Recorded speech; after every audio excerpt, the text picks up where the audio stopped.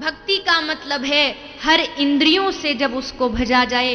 भजन को केवल कुछ यूनिफॉर्म मत पहनाओ, भजन तो 24 घंटे आप कर सकते हैं। जिसकी जिह्वा पर भगवान नाम हो उसका भजन निरंतर चलता है। इसलिए आज भगवान की इस दिव्य जो भगवान की भक्ति, आज उनके पुत्र ज्ञान वैराग जो वृद्धावस्था में हैं, आज उनको पुनः मूर्छित अवस्था से बाहर निकालने के लिए श्री नारद जी ने उनके कान में बहुत वेद मंत्र शास्त्र पुराण श्रवण कराया, किंतु होश में नहीं आए। तब आकाशवाणी के द्वारा सत्कर्म की घोषणा की गई और सनकादि ऋषि जिनका सनक सनंदन सनातन सनत कुमार नाम है, श्री ब्रह्मा जी के मानस पुत्र हैं, नारद जी के बड़े भाई हैं। इनकी प्रार्थना से, इनकी आज्ञा से नारद जी ने भागवत कथा कराई। 7 दिन तक सभी ने भागवत कथा को श्रवण किया और 7 दिन के पश्चात देवी भक्ति ज्ञान वैराग के साथ पंडाल में कीर्तन करती हुई प्रकट हुई। भक्ति सुतौ तौ तरनौ गृहीत्वा प्रेमे की रूपा सहसा विराशित श्री कृष्ण गोविंद हरे मुरारे नाथेति नामानि मुहुर्वदन्ति। आज देवी भक्ति के पुत्र ज्ञान और वैराग पुनः उस अवस्था को प्राप्त हो जाते हैं, यानी श्रीमद् भागवत के श्रवण मात्र से ज्ञान और वैराग का उद्धार हुआ। और ये भी ध्यान रखें, भक्ति जब कष्ट में होती है, भक्ति जब कष्ट में होती है तो उसको कष्ट से निकालने का काम कोई संत ही कर सकता है। संत की वो महिमा है कि वो भक्ति को भी उसको कष्ट से दूर कर देता है। और संत की परिभाषा तो शास्त्रों ने बताई है, मुख देख खत पातक हरे हर्षत कर्म बिलाही।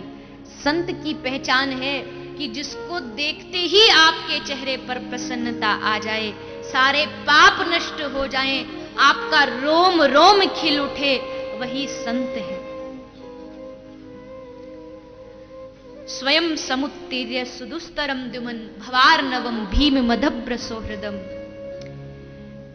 भवत्पदाम भोरुहनाव मत्रते। देवता भगवान जब प्रकट होने जा रहे हैं तब स्तुति कर रहे हैं, भवत पदाम भोरुहनाव मत्रते निधाय यातः सदनुग्रहो भवान।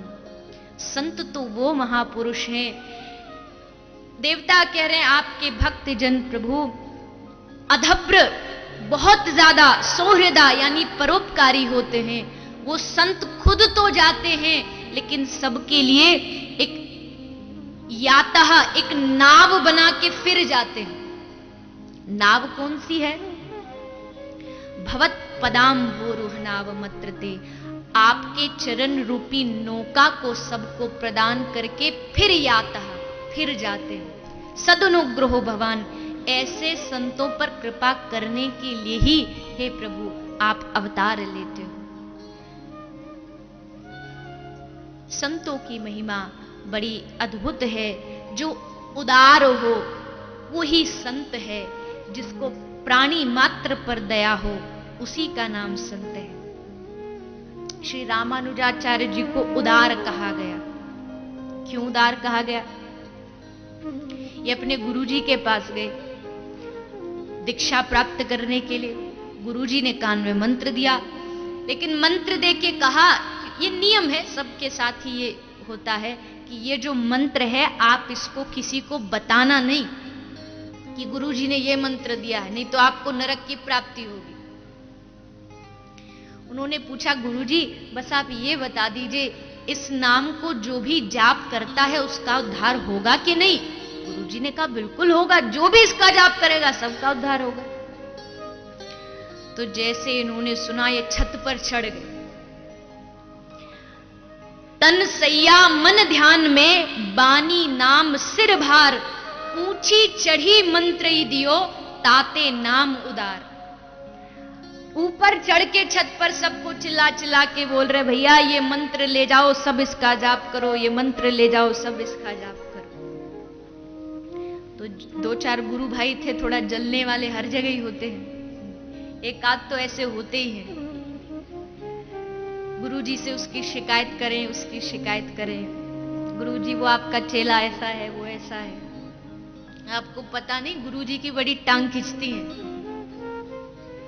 गुरुजी की बड़ी टांग खींचती है। इसलिए सबसे बढ़िया वो व्यक्ति है जो गुरु चेला के झंझट से दूर रहे, सब झंझटों से बचो। किसी ने कहा, महाराज आपका वो, आप उसको अपना इतना बढ़िया शिष्य बताते हो, तो छत पर जाके आपका नाम जोर जोर से बोल रहा है।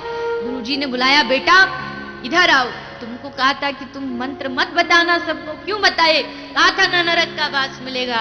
तो रामानुजाचार्य जी ने हाथ जोड़ के कहा, महाराज मैं आपकी आज्ञा का उल्लंघन नहीं कर रहा हूं, लेकिन मैंने आपसे पूछा था क्या इस मंत्र से उद्धार हो सकता है? आपने सहमति प्रदान की। अगर इन सबको ये मंत्र देके इनका उद्धार हो जाए और मुझे नरक में जाना पड़े, तो इनके उद्धार के लिए मुझे नरक में जाना स्वीकार है। इसलिए इनका नाम उदार पड़ा, ताते नाम उदार। शेषनाग जी का अवतार है भगवान श्री रामानुजाचार्य। संत बड़े दयालु होते हैं, बड़े कृपालु होते हैं। ऐसे किसी संत के चरणों को पकड़ लो। गंगा मैया से किसी ने एक बार पूछा, हे गंगा मैया, कहते हैं जो भी आप में आके स्नान करता है, आप उसके सारे पापों को ले लेती हो। आप में जो आके स्नान किया, आप उसके पापों को हर लेती हो। लेकिन जब लाखों करोड़ों असंख्य लोग आप में स्नान कर लें, तब आपका तो पूरा जल पाप में हो चुका होता है। तब आप उस पाप को कहां देती हो? आप अपने आप को पवित्र कैसे रख पाती हो? तो गंगा मैया ने कहा, सारे पापी आके अपना पाप दे जाते हैं, लेकिन जब कोई संत, कोई भक्त आके मुझ में स्नान करता है, तो मेरे सारे पाप नष्ट हो जाते हैं और मैं पवित्र हो जाती हूं। गंगा को भी कोई पवित्र कर सकता है तो वो संत है, पर शर्त है सच्चे संत हो। सच्चे संत के चरण पकड़ लो, तुम पकड़ के वो तुमको भगवान के चरणों तक पहुंचा देगा। अकेले भगवत प्राप्ति कभी नहीं हो सकती जब तक किसी संत महापुरुष के चरण नहीं पकड़ोगे। इसलिए भगवान से प्रार्थना करो, हे प्रभु हमें कोई ऐसे संत की प्राप्ति हो जो हमें भगवान के चरणों तक पहुंचा सके। सच्चा संत हो, जिसके रोम रोम से संतत्व झलके, उसकी वेशभूषा, उसका स्वभाव, उसकी वाणी। संत तो आपको संत पहचानने की आवश्यकता नहीं, आप जाके किसी महापुरुष की आंखों में 2 मिनट झांक के देख लीजिए, उसकी आंख आपको बता देंगे कि वो सच्चा संत है या नहीं, सच्चा योगी है।